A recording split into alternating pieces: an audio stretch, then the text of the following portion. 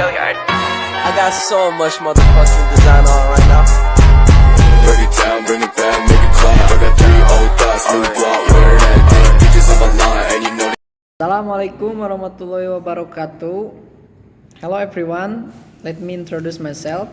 My name is Didan Abdilah. I'm from Digitek University. I'm from Class B Management at my NPM 101222287. In this time, I will to read a text from my lecture. At 6 and 7 may also mean a state of disagreement between two or more people.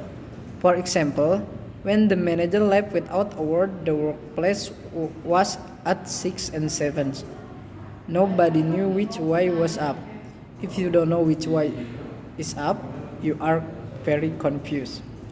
Word experts say this expression may have started in the 1300 at the time.